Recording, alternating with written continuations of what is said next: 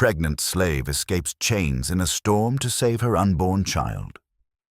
Rain hammered the roof so hard it sounded like the sky was trying to pound its way into the earth.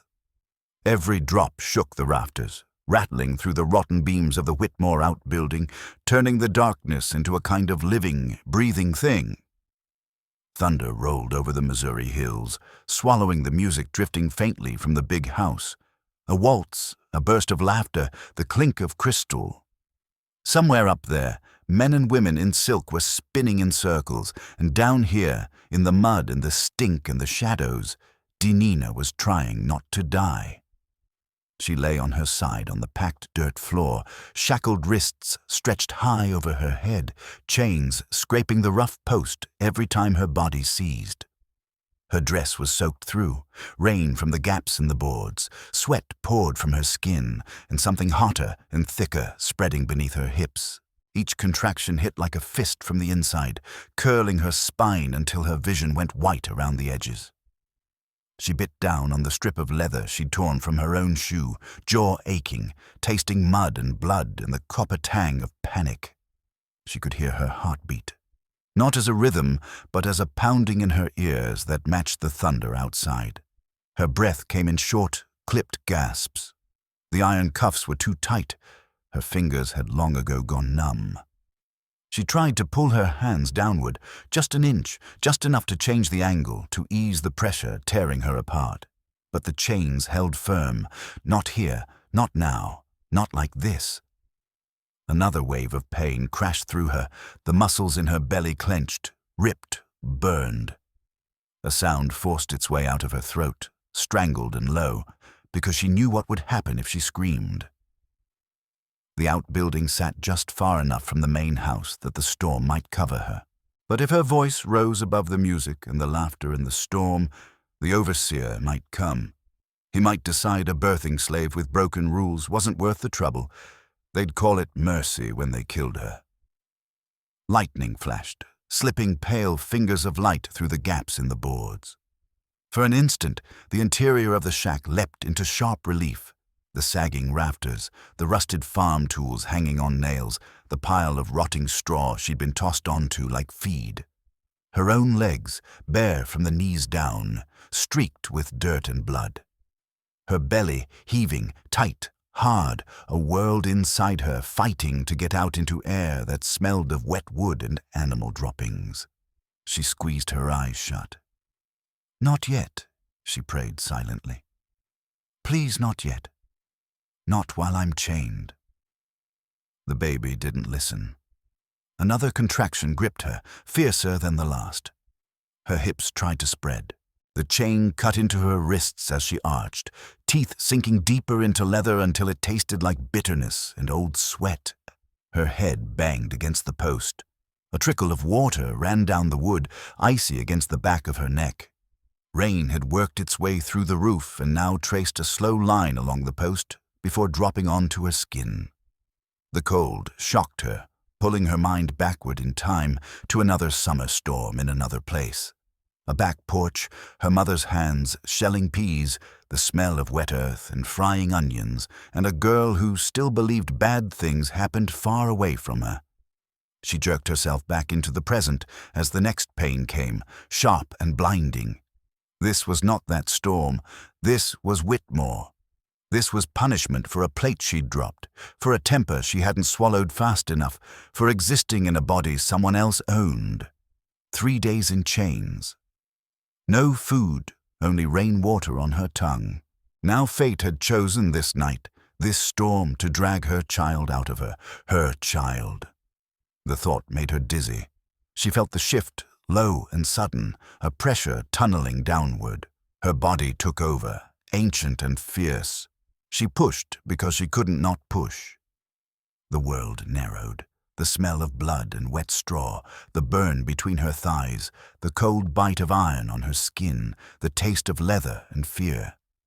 Somewhere between thunderclaps, between the waltz and the wind, a new sound crept into the room. A distant door slammed. Footsteps, faint at first, then closer, crunching through mud. Her heart lurched. Someone was coming. She tried to turn her head toward the door, but her body was locked around the next contraction. Her vision blurred. The hinges screeched as the door swung inward, bringing a rush of colder air and the smell of rain-soaked earth. Lightning flared again, illuminating a dark figure in the doorway. A man, tall, shoulders stooped, leaning on a cane. A face she'd never seen before, cut through by a long, ragged scar. For a heartbeat, their eyes met. His were gray, stunned, completely out of place in this world of red clay and broken backs.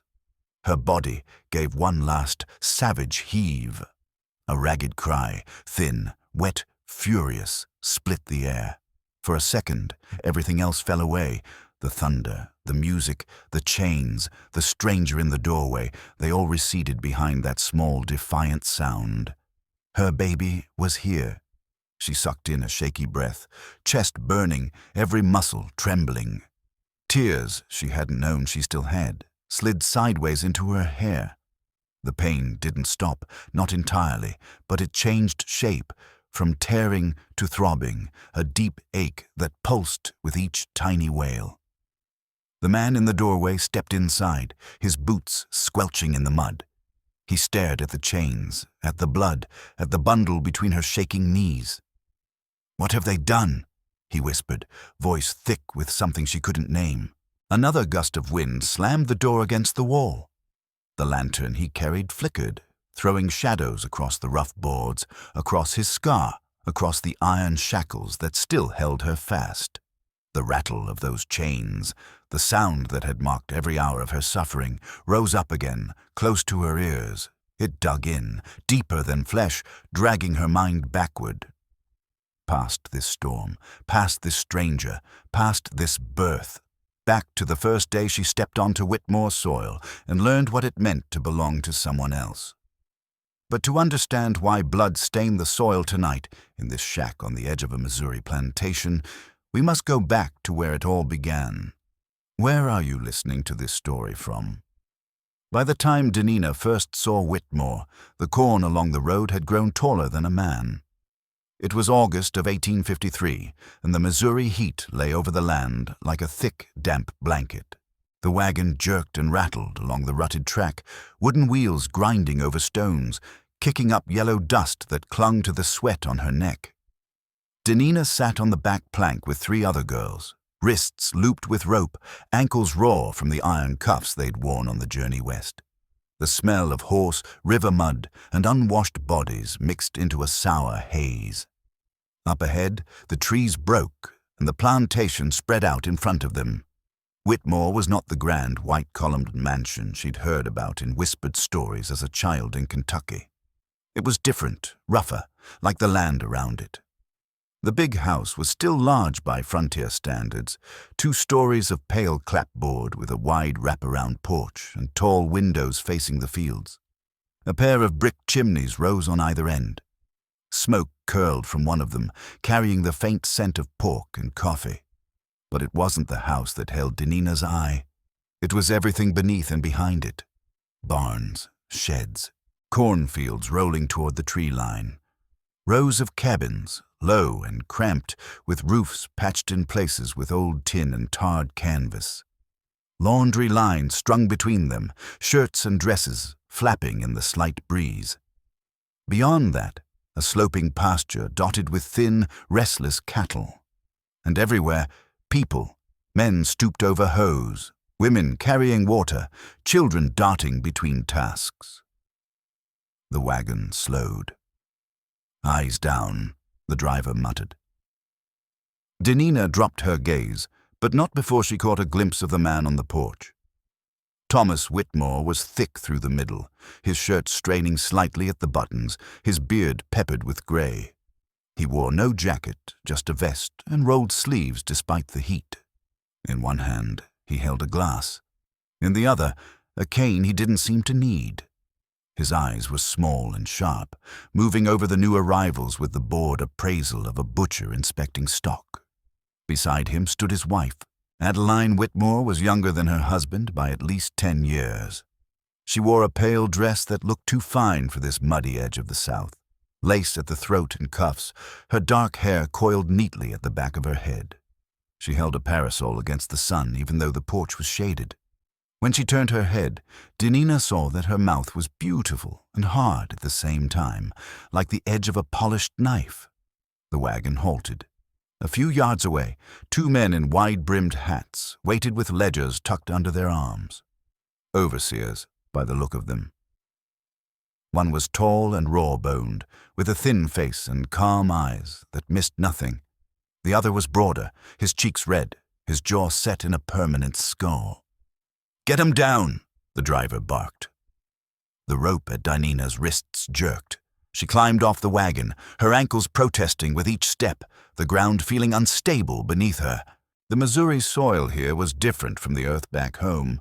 More clay, more rock, and it seemed to tilt slightly under her bare feet. A boy darted out from between two cabins then, maybe 8 or 9 years old, his trousers too short, his shirt hanging open. He stared openly at the newcomers, curiosity burning in his dark eyes.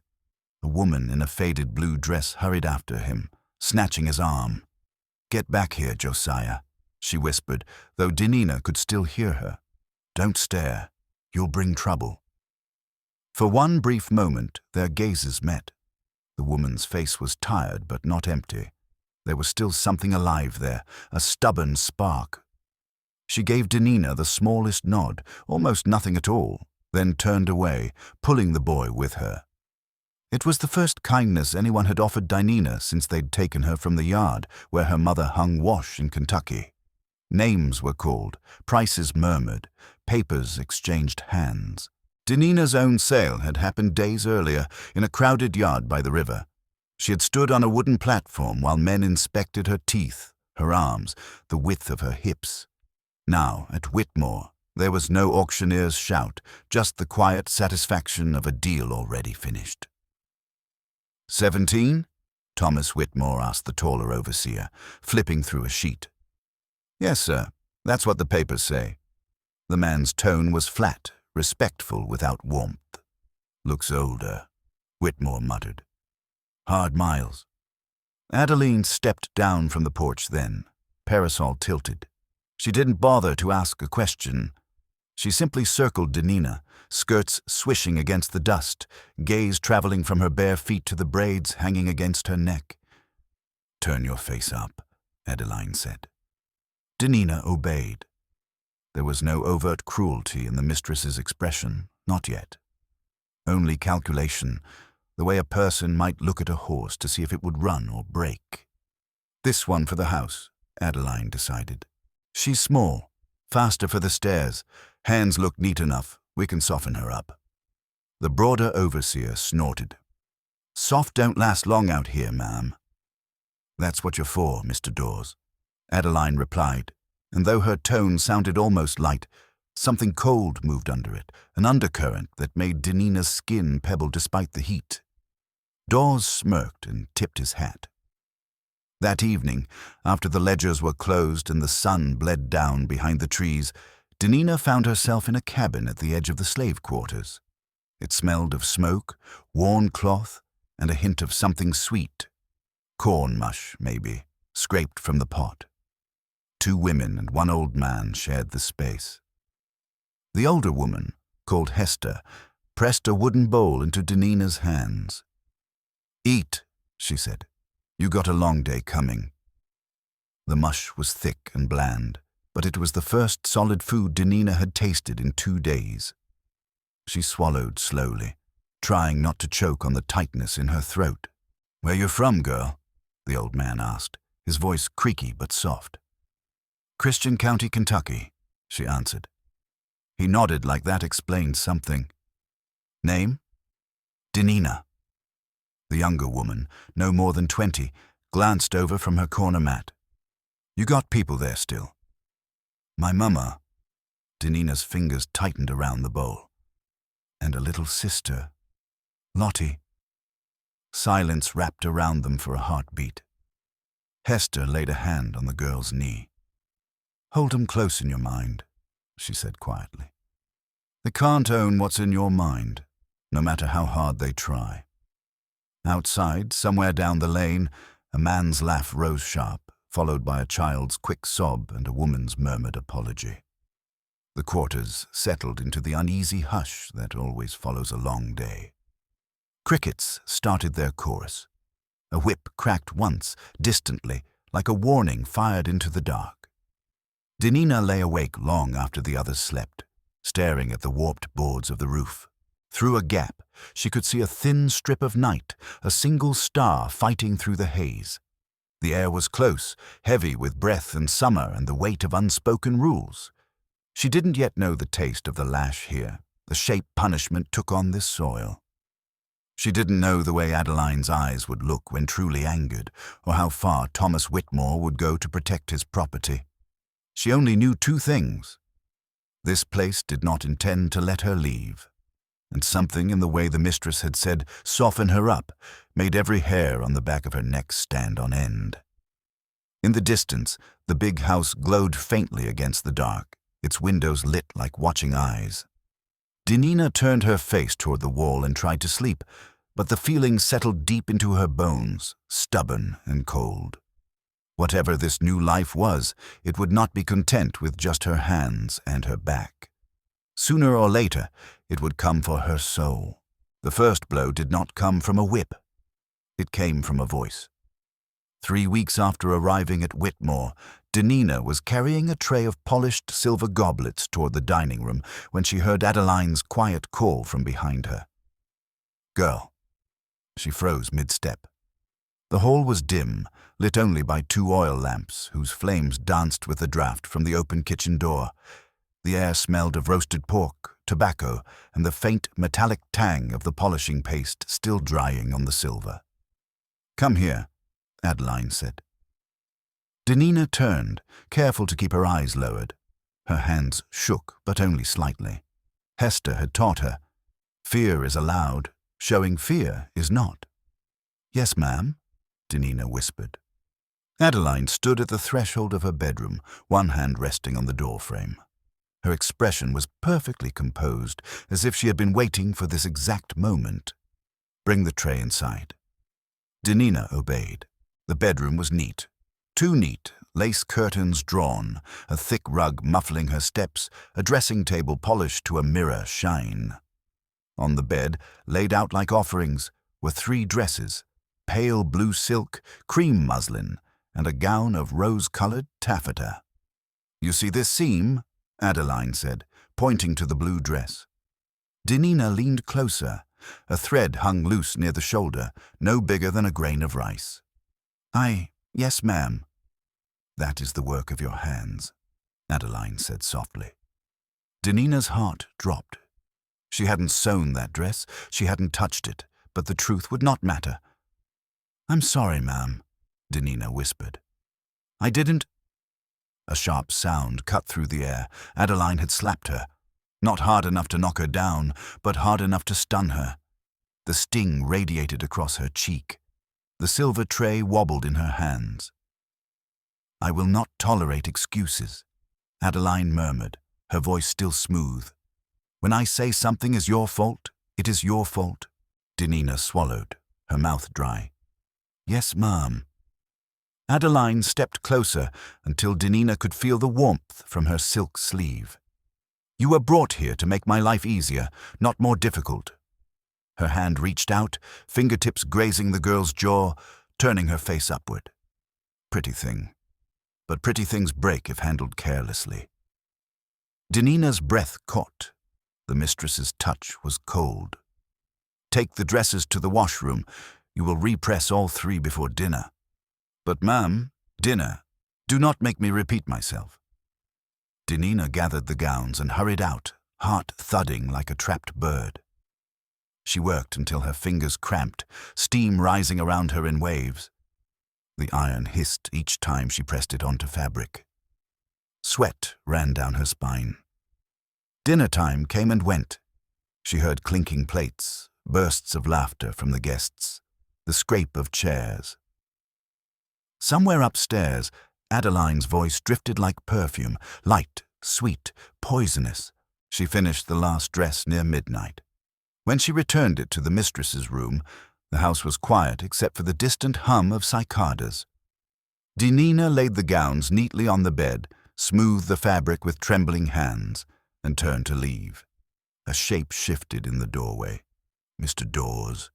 His broad frame filled the hall, blocking her path. He smelled of sour whiskey and sweat.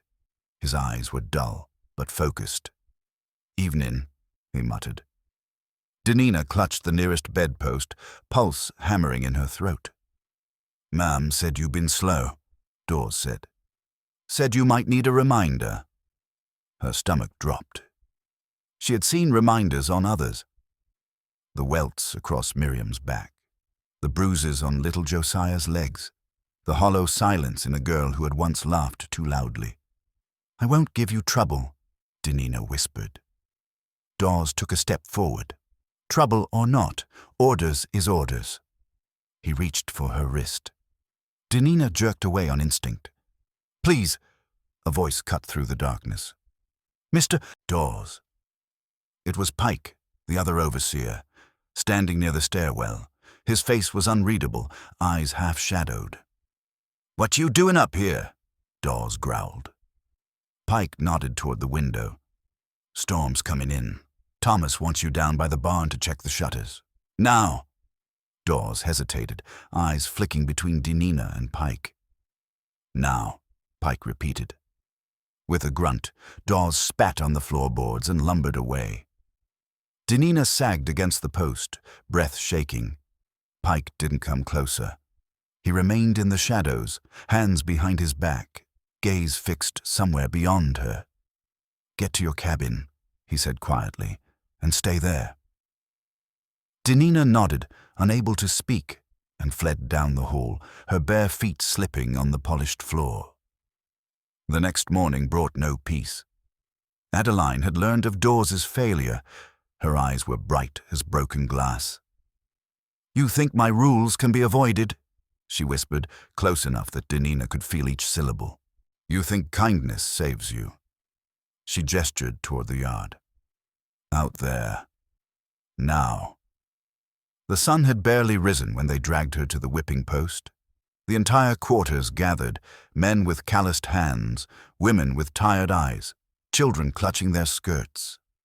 They watched, helpless, as Dawes tied her wrists above her head, stretching her onto the wooden beam. Pike stood a few feet away, face expressionless, hat low.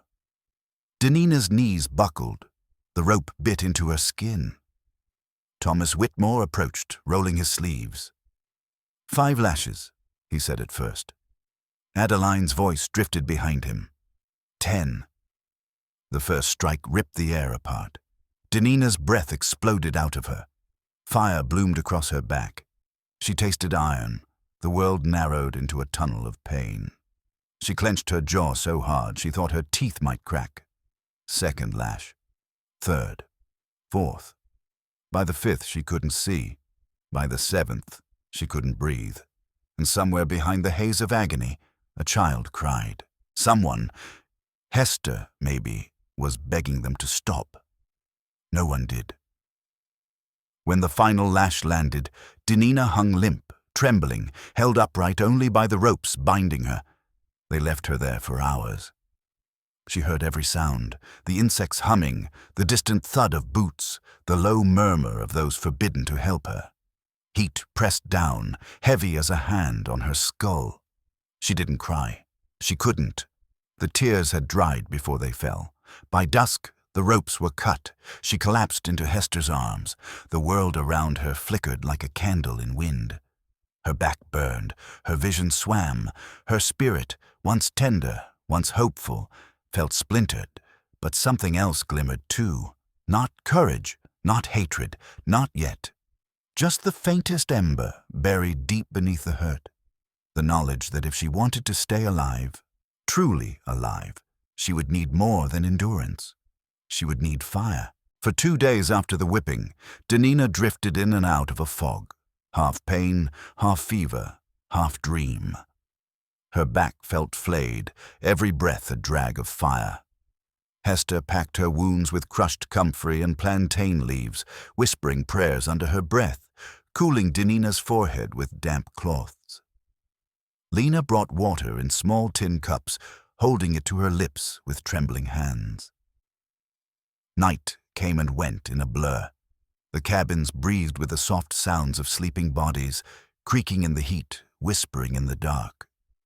Sometimes Denina woke with a gasp, convinced she was still tied to the post, the lash about to fall again. Other times she woke crying, though she never remembered why. But on the third night, something changed. The fever broke.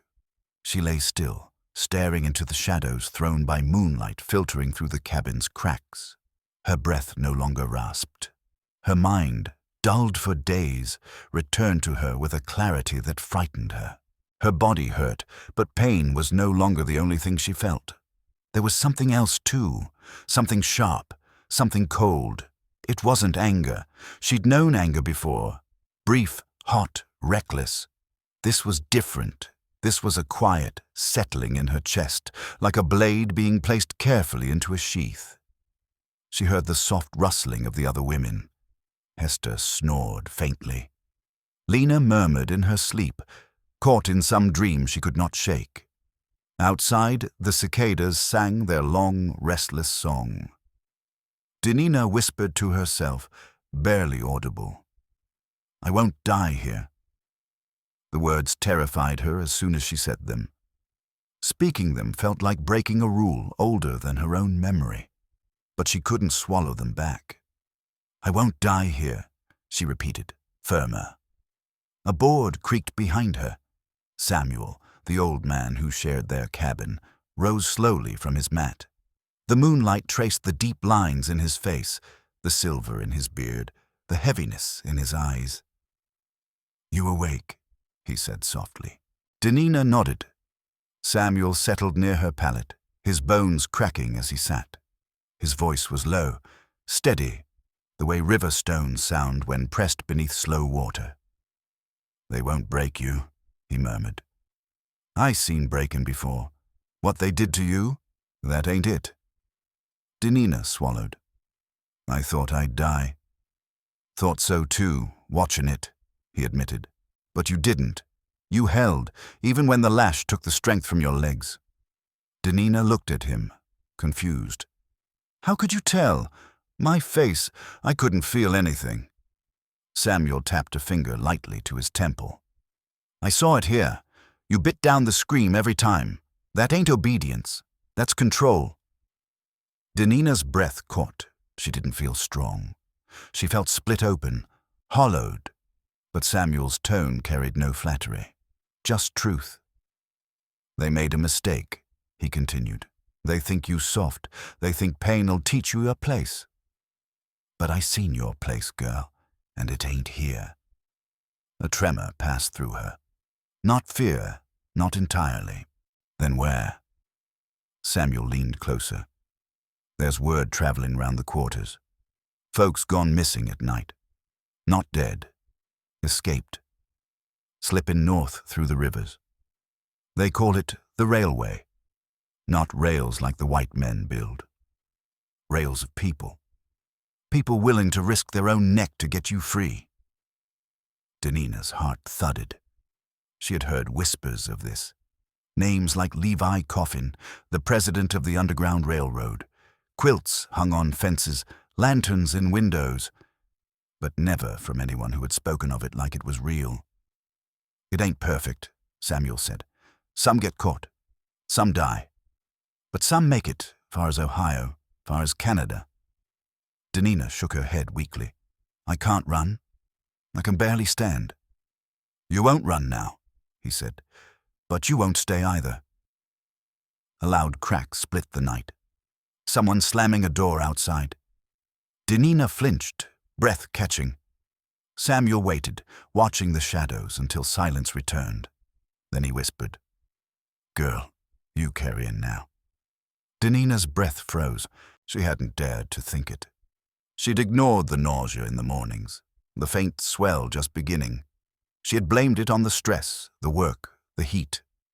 5 months, Samuel said, his tone neither judgment nor surprise. Maybe 6. Her stomach knotted.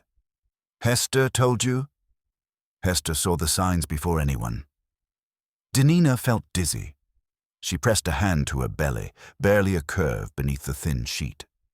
She thought of her baby, a spark of life forming inside her, growing despite the cruelty surrounding them. She thought of little Lottie, her sister. She thought of the auction block. She thought of the breeding pens down in Louisiana. The cold blade in her chest shifted. Samuel's voice dropped lower. "You want to save that child? You want a life for it beyond chains? Then you best start thinking like somebody who ain't gonna die a slave." For the first time, Denina looked him fully in the eyes. "How?" she whispered. Samuel nodded toward the back corner of the cabin. "Someone waiting to talk to you." A figure stepped from the darkness. Pike. Denina's breath hitched. Instinct told her to pull back, but Samuel raised a calming hand. "He ain't here for harm," Samuel said. "He owes you." Pike stood stiffly, hat in his hands, eyes shadowed. "I saw what Dawes would have done," he said quietly. "That wasn't discipline. That was something else. I stopped him. I don't expect thanks." Denina didn't offer any. Pike continued. "Whitmore plans to sell you. Soon. Woman in your condition. Worth more downriver. They'll send you to New Orleans. After that, the cane fields." Denina's veins iced. She'd heard it all her life. Slaves who went downriver did not come back. "I can't stop the sale," Pike said. "But maybe I can slow it. Maybe long enough." "Long enough for what?" she asked. Samuel answered for him. "To disappear." The word stole her breath. "We got a plan," Samuel whispered. "A hard one, a dangerous one, but a real one." Denina let her hand rest on her belly, and something inside her, the same something that had held back a scream at the post, crystallized into resolve. What she couldn't do for herself, she would do for the life inside her. "I'm listening," she said. It was not loud. It did not need to be. It was a vow spoken into the bones of the night. The storm came in the last week of September. Not the kind that split trees or sent roofs spinning off into the river. No, this storm was quieter, meaner, a steady rain that softened the earth and turned the roads into slick clay. It was the kind of weather that slowed wagons, drowned tracks, and blurred the line between night and shadow. Samuel had told her weeks earlier. "If you go on a raining night. Dogs can't smell right. Footprints wash away. Makes the world kinder to runaways." But Denina wasn't just any runaway. She was a woman carrying a child, a woman targeted for sale, a woman watched by the mistress with a predator's attention, and so the plan had to be perfect. The cabin sat dark, except for a single ember glowing in the hearth. Hester sat with her back to the door, humming soft and low as she stitched up a tear in her apron. Lena pretended to sleep. Samuel carved a small bone button with hands that didn't shake despite his age. This was the signal night. Pike had sent word earlier. "Tomorrow the trader arrives." One sentence, scratched onto a sliver of wood and slipped beneath Samuel's mat. One sentence that meant everything was ending, one way or another. Denina sat with her back against the wall, knees drawn up, hands pressed over the slight swell of her belly. Fear coiled deep inside her like a tightening rope. "What if I can't do it?" she whispered. Samuel didn't look up from his carving. "You ain't got a choice." Lena pushed herself upright, rubbing her eyes. "You can't stay here, Dina. Not with that child. Not with Whitmore looking at you like stock he's fattening to sell." Denina swallowed hard. The truth had become impossible to ignore. Whitmore's changing demeanor, the extra food she'd received without explanation, the way Dawes had inspected her in the yard 2 days ago, tapping his ledger. Pregnant slaves fetched higher prices, especially young ones, especially women with breeding potential. The cane fields waited like an open grave. Hester finally turned, laying a warm hand on Denina's shoulder. "Girl, listen to me." You think you running for yourself, but you ain't. You running for that baby." Denina nodded, and the fear coiled again, but this time it didn't paralyze her. It sharpened her. "All right," she whispered. "Tell me everything again." Samuel set the carving down. His voice dropped low. "When Pike starts the fire, you go toward the river. Not straight, zigzag, through the cane and the brush. Stay low. Never let yourself be a straight shape. Straight shapes get spotted." Denina listened, heart pounding. On the far side of the corn, there's a hollow stump. Old lightning strike. Inside, Pike left you something. Water. Bread. Boots. Boots. She nearly cried at the thought. "Then what?" she whispered. "Then you cross the creek. It's shallow, but fast. Watch your step. The water'll hide your scent. And after the creek?" "After the creek," Samuel said, "you're in God's country. Or at least not Whitmore's." She nodded slowly. "And you?" Samuel smiled, showing a row of worn teeth. "I been here too old and too long to start running now. Somebody gotta buy you time. Somebody gotta slow the devil." "I ain't leaving you," Denina said fiercely. "You are," Hester said, voice steady, "or the whole plan falls apart." The cabin fell silent. Outside, the rain thickened, pattering against the roof like fingers tapping to a countdown. The bell tolled at dawn. The trader had arrived early. Denina had barely slept, not from pain, but from the terrible certainty that every second mattered. She felt the baby shift inside her as she stood in the yard with the others, the trader approaching with a measuring stick and a notebook. "Line 'em up," he barked. Whitmore stood beside him, chewing a cigar, looking satisfied. Adeline watched from the porch, parasol balanced on her shoulder, expression unreadable. Denina felt cold sweat trickle down her back. One wrong move, one glance too sharp, one flinch too slow, and everything would crumble. When it was her turn, the trader circled her like she was a horse. "Healthy," he muttered. "Strong hips, good height, pretty face, buyers like pretty." He reached forward, pressing 2 fingers to the underside of her wrist, checking pulse.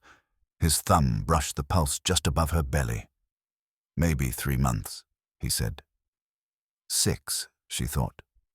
But she kept her face blank. "I'll take her," the trader said. Whitmore grinned. "Knew you would." Denina felt the world tilt. She managed to keep her knees steady, but her pulse hammered against the man's thumb.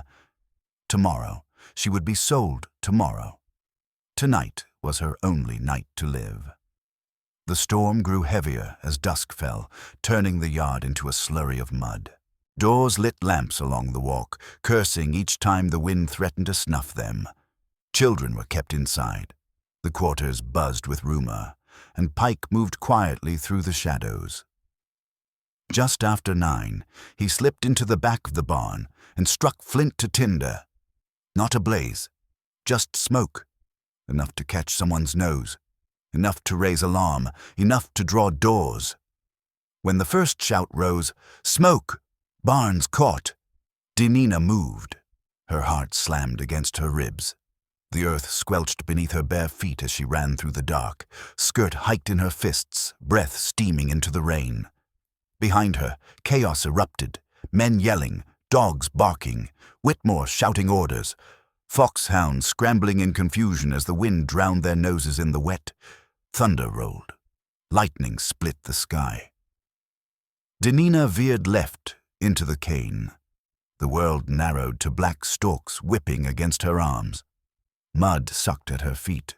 She stumbled, caught herself, kept running.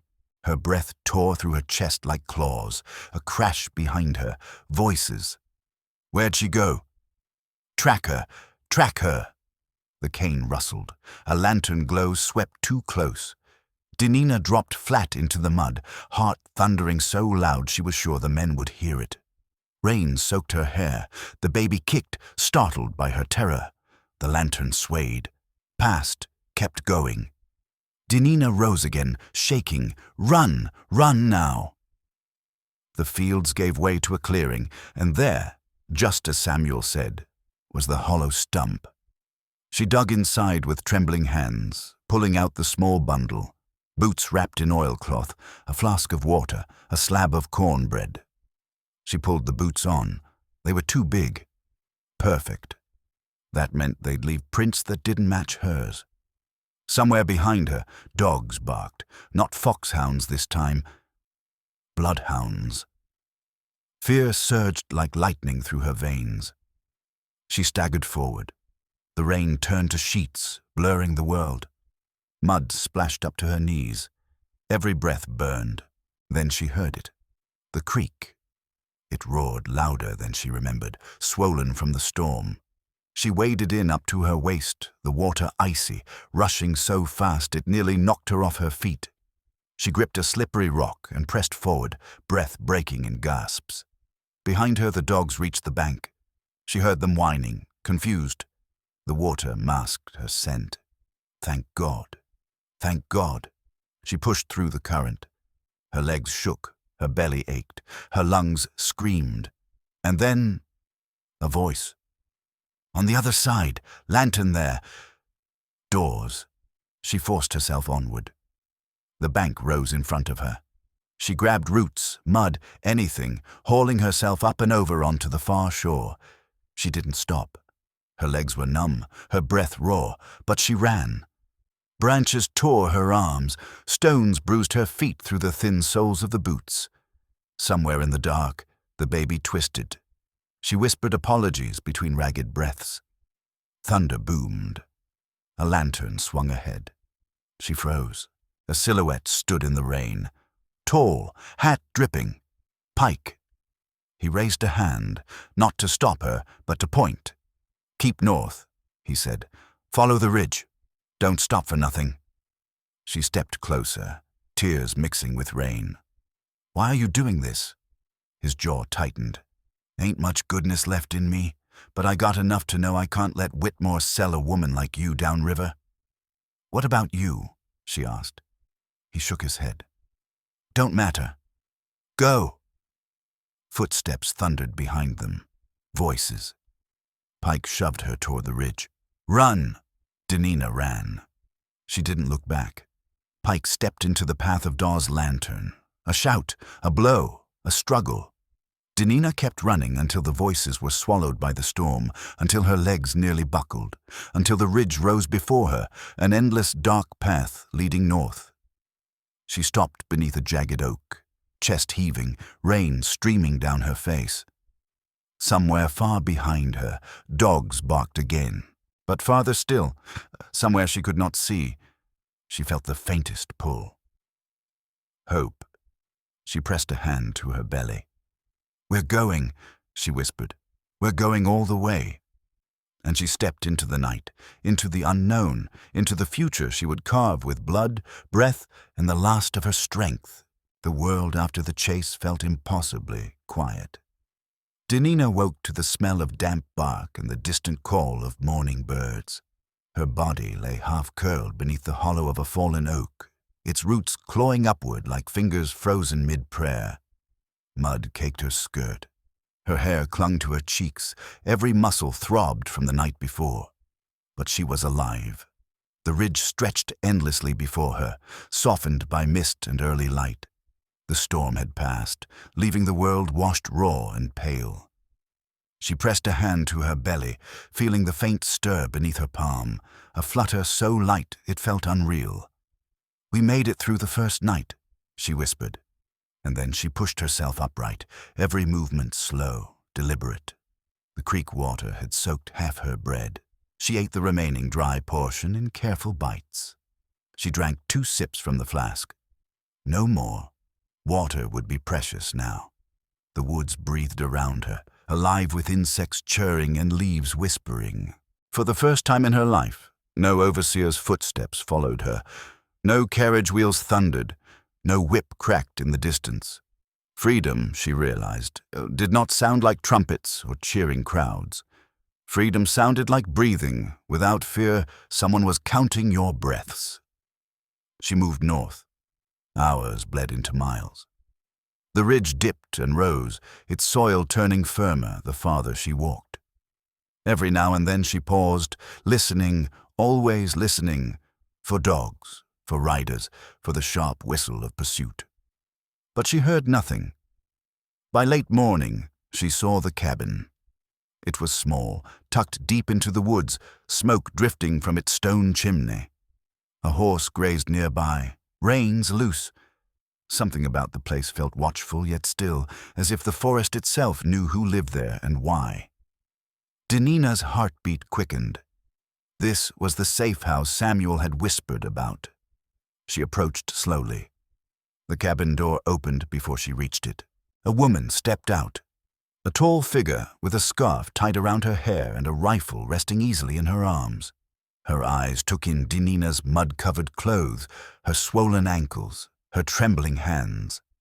"You're Denina," the woman said. Denina nodded. "Samuel sent word," the woman continued. "Said you'd come in the rain."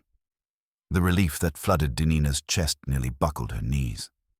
The woman lowered her rifle. "I'm Aunt Millie. You come inside now." The warmth of the cabin hit Denina like a blow. She hadn't realized how cold her bones were. Millie wrapped her in a heavy quilt and set her on a chair beside the fire. The heat seeped in slowly, painfully, thawing the deep ache in her core. "You hungry?" Millie asked. Denina didn't trust her voice. She nodded. A bowl of broth appeared in her hands. Simple, hot, life-saving. Millie watched her eat, eyes narrowed with practical concern. "How far along?" 6 months, Denina whispered. "You got fire in you," the older woman said. "A baby in your belly, and you ran across half the county in a storm. Most folks wouldn't have made it 2 miles. Denina stared into the flames. "I had to." "Yes," Millie said softly. "You did." Denina rested for 2 days in Millie's cabin. Her body healed slowly. Her ribs still ached from where she had fallen against roots and branches. But the baby seemed strong. Every evening the tiny kicks returned, a reminder of the promise she had made while chained in the dark. On the 3rd night, a gentle knock rapped on the door. 2 men stood outside, one black, one white, both wearing plain coats with their collars turned high. They spoke in low voices, their eyes moving constantly, scanning the trees. One introduced himself as Reverend Harlan, the other as Mr. Greeley. "We're headed north tonight," Reverend Harlan said. "We take those who can move. Once you step outside this door, you won't see this place again." Denina felt her heart rise into her throat. Millie helped her pack the flask and what food they could spare. Before she stepped outside, Millie cupped Denina's face gently in her rough hands. "You walk tall, girl," she said. "You ain't running anymore. You're going towards something." Denina swallowed hard. "I won't forget you." "You better not," Millie said with a smile. The journey resumed through the woods. They moved only at night, sleeping by day beneath overhangs or in abandoned sheds. Every time the underbrush cracked or a distant dog barked, Denina felt her throat close. But each night, the men guided her farther north. 3 nights brought them to the bluffs overlooking the Missouri River. The moonlight spilled across the water, turning it silver and endless. A flat-bottom ferry rocked silently against the shore, its lanterns covered. "This is your crossing," Reverend Harlan whispered. Denina stood at the river's edge, unable to breathe. For years, the river had been the boundary of her world, a line that held her in place. To step onto that ferry felt like stepping into myth. "You'll be safe once you reach the other bank," Greeley promised. "The patrols don't ride that far north. After that, well, you'll have a long road still. But you won't be hunted." Denina looked at the water, then at her hands, then at the faint swell of her belly. "Let's go," she whispered. The ferry carried them quietly across, the oars barely disturbing the surface. The current tugged them northward, toward a horizon she had never dreamed of. When the ferry finally scraped against the far shore, relief washed over Denina so powerfully she nearly wept. She stepped onto the bank. She had left Missouri. For the first time in her life, she was no one's property. She whispered into the night, "We're free." But freedom was not the end. Freedom was the beginning of a long and aching road. Months passed. Denina found work in a boarding house in Alton, Illinois, cleaning linens, sweeping floors, helping in the kitchen when her belly grew too heavy for climbing stairs. The owner, Mrs. Thompson, never asked questions she did not need answers to. She simply placed a warm plate in front of Denina every evening and made sure her door was always locked at night. It was in the small room above the kitchen that Denina gave birth. No chains, no overseers, no storm tearing apart the sky. Just the soft lamplight, just the steady hands of Mrs. Thompson, and the first cry of a baby girl who came into the world with her eyes wide and fierce. Denina named her Grace. She held the child against her chest for hours, breathing in the scent of new life, tracing the curve of her tiny fingers. "You will never know the sound of a whip," Denina whispered. "You will never bow your head for anyone. You will walk where you choose." She cried then, not from pain, but from joy so sharp it hurt. Grace cooed softly, as if answering her. Years slipped by. The war came, and with it, whispers of freedom that surged up the Mississippi like a rising tide. By the time Grace was 10, emancipation had turned rumor into truth. Denina stood in a churchyard full of freedmen and freedwomen, watching soldiers read the news aloud. Children shouted. Old men fell to their knees. Women raised their hands skyward. Denina simply held Grace's hand and stared at the sky. She had not escaped for herself. She had escaped for this child. A child who grew tall and bright, who learned to read in the small schoolhouse 2 blocks from their home.